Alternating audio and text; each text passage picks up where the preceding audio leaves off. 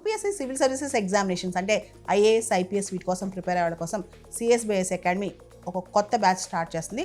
ఇది ఆన్లైన్లో వినొచ్చు, ఆఫ్లైన్లో వినొచ్చు. ఈ బ్యాచ్ జూలై 17వ తారీఖు నుంచి స్టార్ట్ అవుతుంది. ఇంట్రెస్ట్ ఉన్న వాళ్ళు కాంటాక్ట్ చేయొచ్చు ఈ నెంబర్స్కి.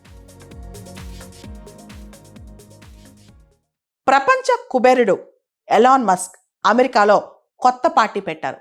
దానికి అమెరికా పార్టీ అని చెప్పి పేరు పెట్టారు.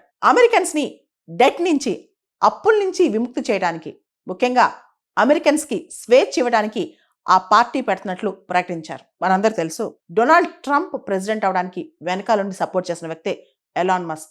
ఫండింగ్ ఇచ్చారు, ఫుల్ సపోర్ట్ చేశారు, క్యాంపెయినింగ్ చేశారు, ఒకటా రెండా అన్నీ చేశారు. అయితే మ్యాసివ్ డొమెస్టిక్ స్పెండింగ్, విపరీతమైన ఖర్చు పెట్టే ఉద్దేశంలో డొనాల్డ్ ట్రంప్ ఒక బిల్ తీసుకొచ్చారు, వన్ బిగ్ బ్యూటిఫుల్ బిల్ అని చెప్పి.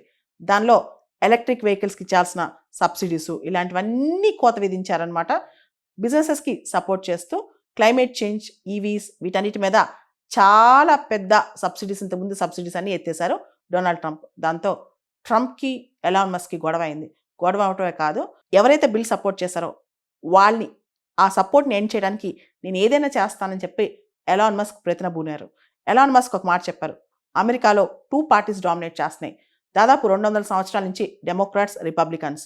వీళ్ళని పక్కన పెట్టాలి. ఎందుకంటే ఇద్దరూ కూడా అప్పుల్లో ఒకటే ఐడియాలజీ, ఇద్దరిలో కూడా పెద్ద తేడా లేదు. కరప్షన్లో, అప్పుల్లో ఇద్దరు ఒకేలా చేస్తున్నారు. అమెరికాని అప్పుల్లోకి ముంచేశారు. అమెరికా 2 పార్టీ సిస్టమ్ లాగా లేదు, 1 పార్టీ సిస్టమ్ లాగా తయారైంది.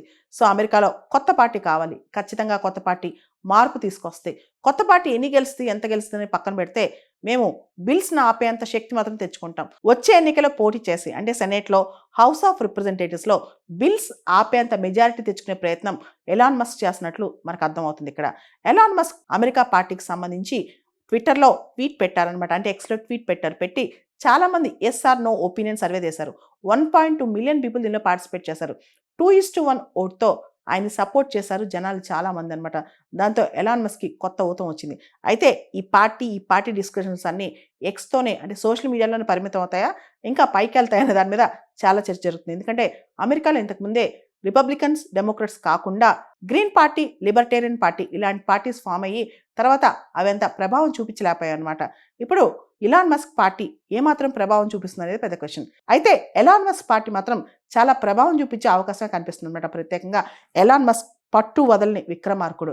ఎందుకంటే ఆయన స్పేస్ ఎక్స్ చేసినా, టెస్లా చేసినా, ఎన్ని ఓటములు వచ్చినా సరే చివరి దాకా పోరాడతాడనమాట.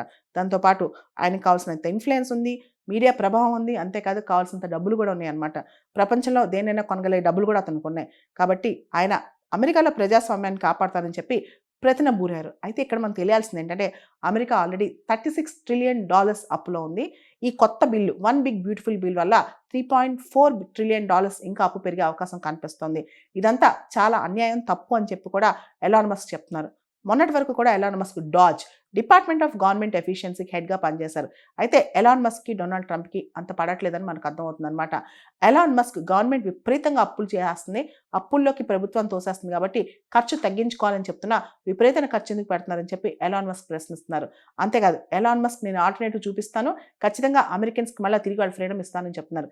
అయితే ఎలాన్ మస్క్ ఎప్పటికైనా అమెరికన్ ప్రెసిడెంట్ అవుతారంటే ఖచ్చితంగా కాలేరు. ఎందుకంటే అమెరికన్ ప్రెసిడెంట్ అవ్వాలంటే అమెరికాలో న్యాచురల్గా పుట్టి ఎలాన్ మస్క్ సౌత్ ఆఫ్రికాలో పుట్టారు. అయితే ఎలాన్ మస్క్ పార్టీలో పవర్ చేజిక్కి అమెరికా రాజ్యాంగాన్ని మార్చేస్తారా, మార్చి తాను ప్రెసిడెంట్ అవుతారంటే అది కూడా కష్టమని చెప్పాలి. మొత్తానికైతే ఎలాన్ మస్క్ అమెరికాలో ఇప్పుడు రాజకీయ ప్రస్థానం మొదలెట్టారని చెప్పాలి.